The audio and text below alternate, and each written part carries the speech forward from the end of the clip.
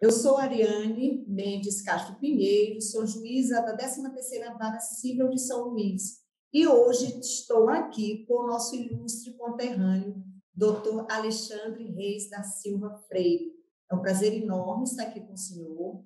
Eu, em nome da Corregedoria Geral da Justiça, em nome do desembargador Paulo Welter, estamos muito honrados com a sua presença. Doutor Boa tarde, Alexandre. para mim é uma grande honra poder participar desse evento, que é o segundo webinar, e nesse nosso diálogo a respeito de temas mais interessantes que tocam o julgamento de recursos repetitivos, da repercussão geral. Então, para mim, é uma grande satisfação poder dialogar com vocês.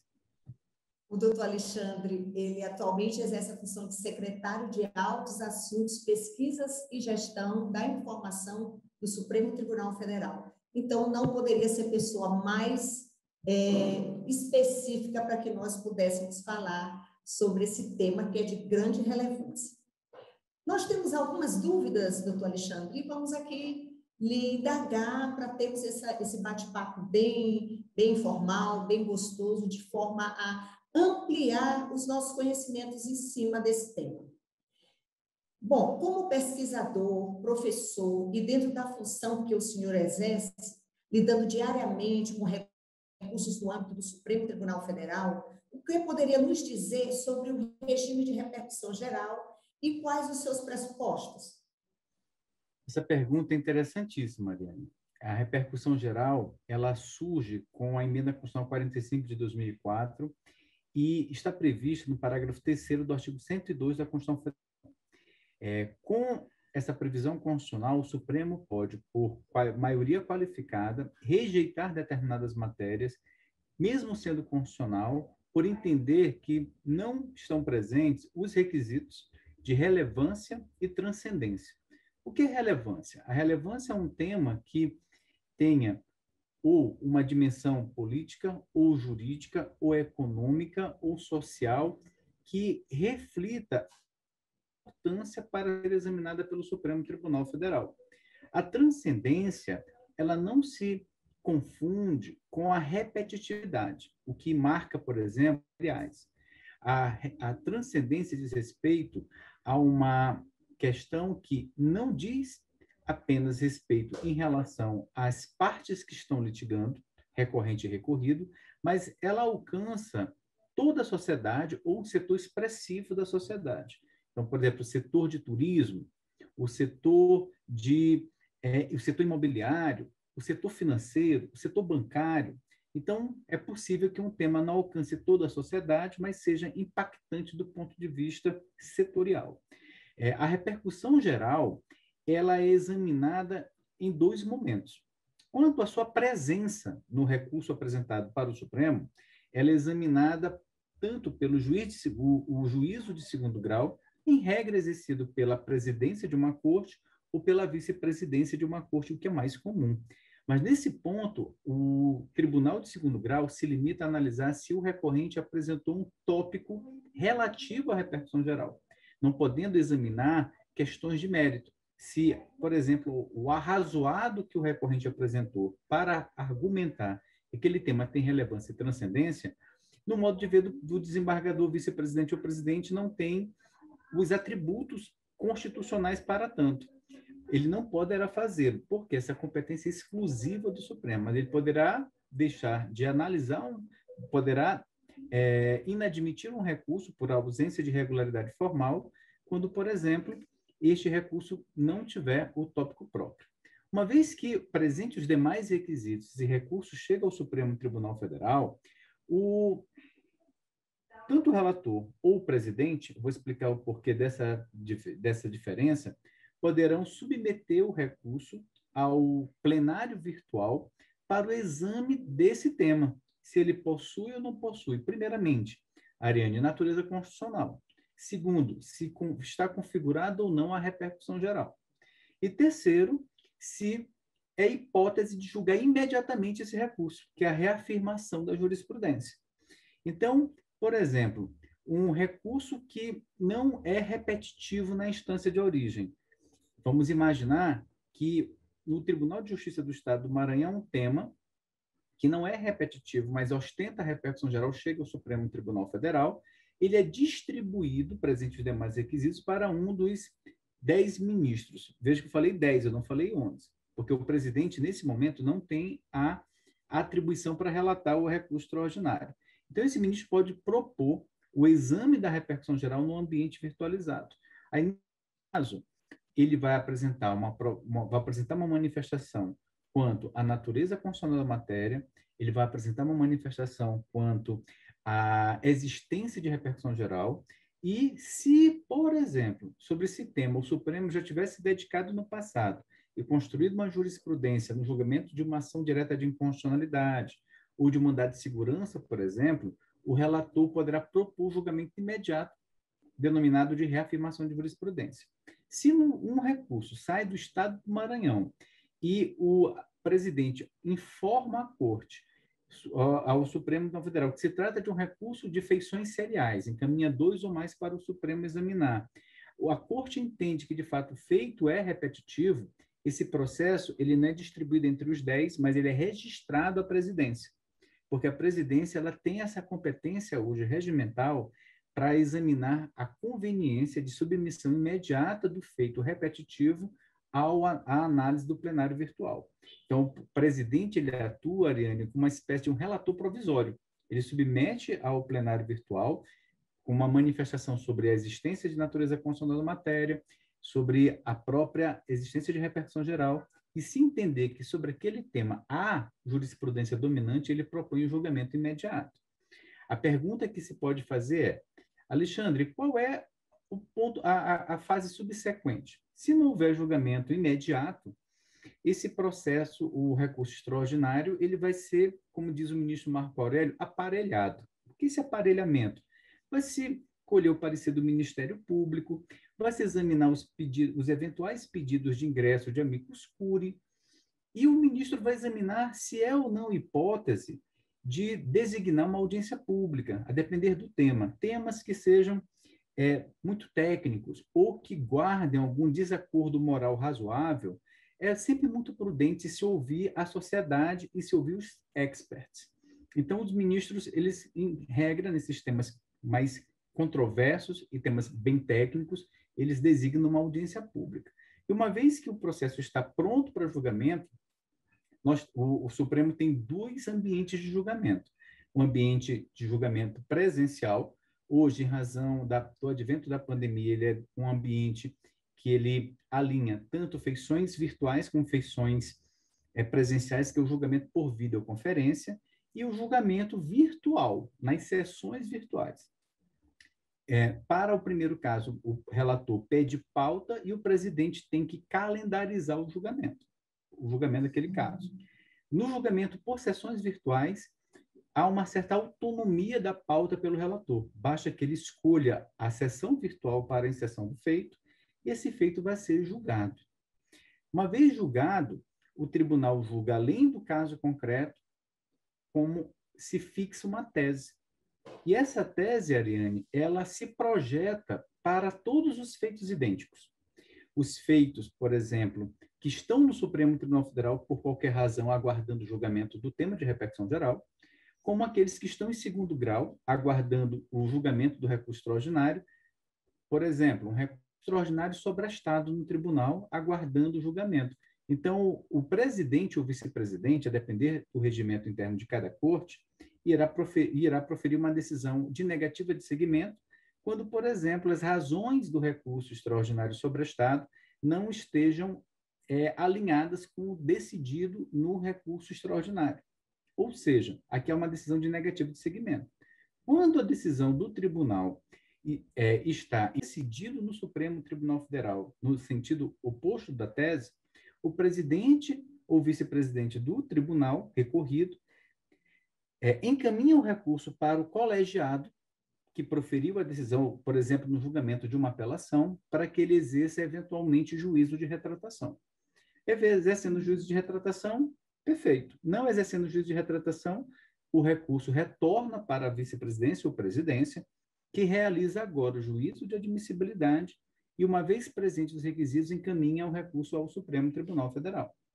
Aí, em regra, pedagogicamente, o Supremo tem determinado a baixa do recurso para aplicação do padrão decisório da repercussão geral. Além de servir como uma pauta de conduta para esses feitos sobrestados, Ariane, o que é interessante também é que essa decisão serve para os magistrados proferirem decisões em tutela da evidência, julgamento liminar de improcedência, julgamento antecipado do mérito ou parcial antecipado do mérito e dispensa de reexame necessário. Então, você pode perceber como essas decisões elas são importantes dentro do sistema de justiça, porque elas sinalizam para os juízes e os tribunais o entendimento da Corte Máxima a respeito da interpretação dada ao texto constitucional. Sem dúvida, muito relevante. Agora me diz uma coisa, Alexandre, essa repercussão geral, esse pressuposto recursal para análise de mérito, qualquer recurso perante o Supremo, dá para ser visto ou é somente aqueles que têm uma possibilidade realmente de transformar sem precedente qualificado? Uma excelente pergunta, interessantíssima. Por quê? Não é todo e qualquer recurso que pode ser submetido à sistemática da repercussão geral. Constitucionalmente, apenas o recurso extraordinário. E, excepcionalmente, o agravo em recurso extraordinário, que é justamente aquele recurso interposto da decisão do vice-presidente ou do presidente que inadmita um recurso extraordinário com base na ausência de um pressuposto de admissibilidade. É exemplo de uma interpretação equivocada quanto à ausência de preparo, de legitimidade recursal, de interesse recursal, ou um outro pressuposto, como, por exemplo, a própria tempestividade do recurso. Dessa decisão cabe agravo. E uma vez que esse agravo em recurso extraordinário chega ao Supremo, ele é registrado à presidência, porque a presidência tem o monopólio do exame de todos os agravos em recurso extraordinário interpostos para o Supremo Tribunal Federal. E uma vez que o ministro entende que estão presentes os pressupostos do recurso de agravo o recurso de agravo em extraordinário, ele conhece do recurso, se for hipótese, dá provimento e já submete, se o recurso for repetitivo, por exemplo, ao ambiente virtualizado. Por isso que muitas das vezes nós visualizamos no PV, que é o plenário virtual, agravo em recurso extraordinário.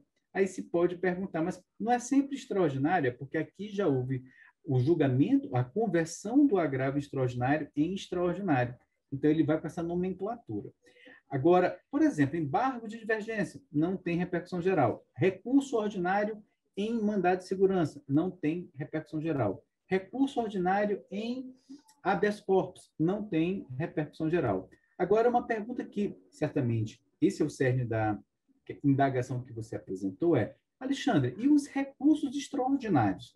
Todos eles devem ser submetidos à sistemática da repercussão geral, somente aqueles que possuem os requisitos que mencionei, relevância e transcendência.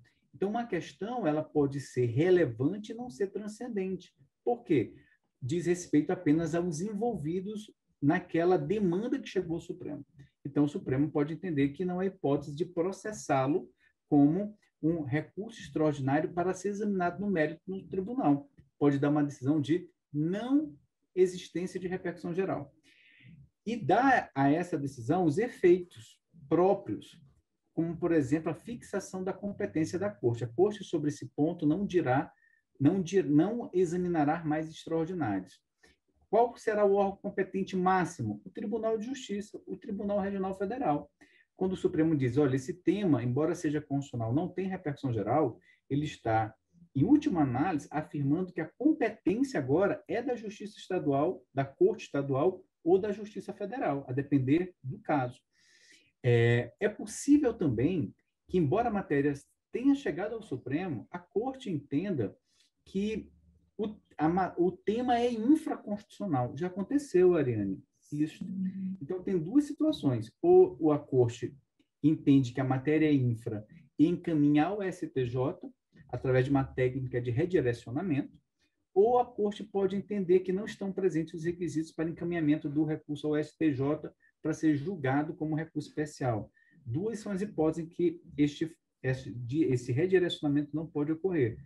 Quando, por exemplo, a decisão impugnada decorre de julgamento de turma recursal, uma vez que o STJ não tem competência para julgar recurso especial de turma recursal, não pode o STF converter o julgamento de extraordinário para especial para o STJ julgar. E quando o STJ já examinou a questão sobre a sistemática dos repetitivos, por exemplo. Então, o Supremo não encaminhará ao STJ para que ele prolate a mesma decisão. Então, nessas situações, não ocorre. Existem situações, uma que eu expliquei no início do nosso encontro, em que o recurso ele pode até não veicular uma matéria repetitiva, mas ela é transcendente. Vou dar 2 exemplos que são bem interessantes. Uma é o tema de repercussão geral, em que o Supremo reconheceu a aplicação, a possibilidade de aplicação do regime jurídico de falência, de recuperação de empresa, às empresas públicas.